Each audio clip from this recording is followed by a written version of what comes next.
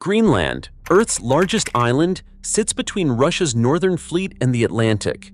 For decades, the GIUK gap shielded NATO. But by 2022, the United States attack submarines had dropped from 80 to 35, and Greenland's defenses had all but rusted away. Pituffik, early warning radar, just 750 miles from the North Pole, now tracks the world's fastest nuclear routes in minutes.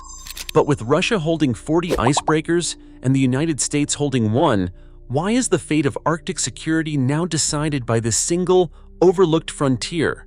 The answer starts with the collapse of Cold War barriers and Greenland's dramatic transformation. During the Cold War, the GIUK gap, stretching from Greenland through Iceland to the United Kingdom, formed the backbone of NATO's early warning system. The US Navy and Allied navies kept a constant watch, deploying anti-submarine patrols and underwater listening arrays to track every Soviet submarine moving from the Kola Peninsula toward the Atlantic. In 1989, the US Navy fielded around 80 attack submarines, enough to maintain a near-continuous barrier across the gap. SOSUS hydrophone networks and P-3 Orion aircraft scoured the waters, while Royal Navy and Danish patrols filled in the blind spots. This vigilance bottled up the Soviet Northern Fleet, deterring any surprise strike on transatlantic supply lines. But after the collapse of the Soviet Union, the urgency faded. By 2022, the US attack submarine force had shrunk to just 35, less than half its Cold War strength. NATO's surface fleets also dwindled, and regular patrols across the GIUK gap became rare. Denmark's Arctic presence was reduced to 4 aging ships and 1 aircraft, while surveillance infrastructure quietly decayed. The once impenetrable shield had thinned, leaving the North Atlantic exposed. The erosion of this barrier created a vulnerability that would soon become impossible to ignore. Pituffik Space Base stands alone on the northwest coast of Greenland at 76.5 degrees north, just 750 miles beyond the Arctic Circle. Its 10,000-foot runway cuts through permafrost, supporting flights year-round despite months of darkness and ice. On April 6, 2023, the installation was renamed from Thule to Pituffik, reflecting Greenlandic heritage and a new era of strategic urgency. Here, the U.S. Space Force operates an upgraded early warning radar, one of only a handful worldwide. The base's location is not an accident. It sits directly on the shortest path between Russia's missile fields and the continental United States, a polar corridor that gives intercontinental ballistic missiles their fastest possible route. Every second counts in missile defense, and Pituffik's radar is the first to catch a launch on this trajectory, feeding data straight to NORAD command centers. F-35 fighters can deploy here at a moment's notice, using the airstrip built for Cold War bombers. In December 2025, General Whiting called Pituffik crucial to homeland defense, a judgment shaped by geography and necessity. As Arctic tensions rise, this isolated base has become the front line for early warning and rapid response. Russia's polar fleet is in a league of its own. It is unmatched. Today, Moscow operates between 40 and 57 icebreakers, including 7 nuclear-powered giants capable of crushing through 3 meters of ice without stopping. These ships are not just for show. They keep the Northern Sea route open year-round, haul supplies to remote garrisons, and most importantly, clear the way for warships and submarines moving between the Barents Sea and the Atlantic. The United States, by comparison, has one operational heavy icebreaker, the Polar Star, launched in 1976. Admiral Linda Fagan, Commandant of the U.S. Coast Guard, summed up the gap in 2024, saying Russia has close to 40 icebreakers and the U.S. has just one. The Polar Star spends much of its time in the Antarctic, and at nearly half a century old, it faces regular breakdowns and long repair periods. Plans for a new U.S. polar security cutter are years from completion. The Russian lead is more than just numbers. Their nuclear icebreakers, like the Arktika class, can stay at sea for months, refueling only once every 7 years. Diesel-electric models fill in the gaps, supporting military convoys and commercial shipping alike. But the most telling sign of a new era is the Ivan Papanin, a Papanin-class vessel that entered service in 2024. Unlike traditional icebreakers, the Ivan Papanin is armed with a 76mm naval gun, anti-aircraft missiles, and the ability to launch Kaliber cruise missiles. This ship blends the roles of icebreaker and warship, able to escort submarines, defend convoys, or contest choke points under the ice. In the Arctic, where ice is both barrier and shield, Russia's fleet turns geography into year-round access, a capability Western navies simply cannot match today. Every Russian submarine aiming for the Atlantic faces a single gate, the GIUK Gap. This narrow corridor, hemmed in by Greenland, Iceland, and the UK, remains the only practical outlet for the Northern Fleet's 33-plus attack submarines and 8 Borei-class ballistic missile submarines.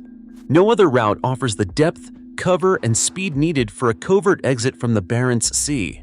The geometry of the gap compresses every transit into a predictable funnel, forcing Russian commanders to weigh exposure against mission urgency. Modern Russian submarines, from Yasen-class cruise missile boats to the massive Borei ballistic missile submarines, push under the ice, using the cover of darkness and shifting Arctic currents to slip past NATO sensors. Each transit is a calculated gamble. Detection means the loss of stealth, and in wartime, the loss of a strategic weapon. But the GIUK Gap is not empty. Iceland-based P-8 Poseidon patrol aircraft sweep the waters with dipping sonar and magnetic anomaly detectors, hunting for any sign of a submerged hull. Undersea arrays, some dating back to the SOSUS era, still listen for the telltale hum of propellers threading the gap. Allied frigates and submarines join the chase, tracking contacts as they dart between thermal layers and seamounts. With the Northern Fleet's renewed activity, the tempo of this undersea contest has returned to Cold War levels. Each Russian sortie through the GIUK Gap is a test of nerve and technology, with NATO aircrews and sonar operators racing to locate and shadow targets before they can disappear into the Atlantic. The pressure is constant and the margin for error is razor-thin. Denmark's Arctic defense strategy changed course in 2025 with a series of decisions that broke decades of inertia. In January 2025, lawmakers approved 2.05 billion Danish kroner for new Arctic capabilities.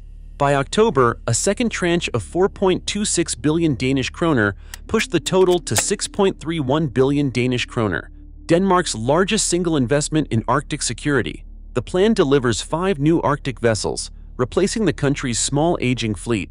For the first time, Denmark will field dedicated maritime patrol aircraft, closing a critical surveillance gap. A new joint Arctic command headquarters in Nuuk will coordinate operations across Greenland's 2.16 million square kilometers. Drones and a new radar in East Greenland add layers to the detection network, while a new military unit under Joint Arctic Command boosts rapid response. The F-35 fleet will expand to 43 jets, a leap in air power for a nation of Denmark's size. This investment, representing over 3% of gross domestic product, is more than a fleet upgrade. It is a national commitment to defend the world's largest island and the only Atlantic gateway for Russia's Northern Fleet. Allied coordination has accelerated in the Arctic, reshaping the balance of power far beyond Greenland's shores. On July 11, 2024, the United States, Finland, and Canada signed a $6.1 billion agreement to acquire 11 new icebreakers, an effort to close the gap with Russia's towering fleet. Finnish shipyards, promising delivery in just 2 years at half the cost of U.S. yards, became the linchpin of this pact.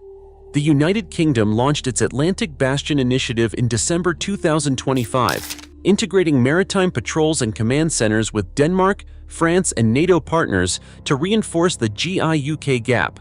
These moves reflect a shared urgency. The Arctic is no longer a distant frontier, but a front line. Greenland itself is vast, 2.16 million square kilometers, nearly 50 times the size of Denmark, yet home to just 56,000 people. The scale defies easy control. On the ground, the Serious Dog Sled Patrol continues a tradition begun during World War II. This unit, the world's only military dog sled team, traverses the ice and wilderness for months at a time, asserting sovereignty across territory unreachable by ship or aircraft.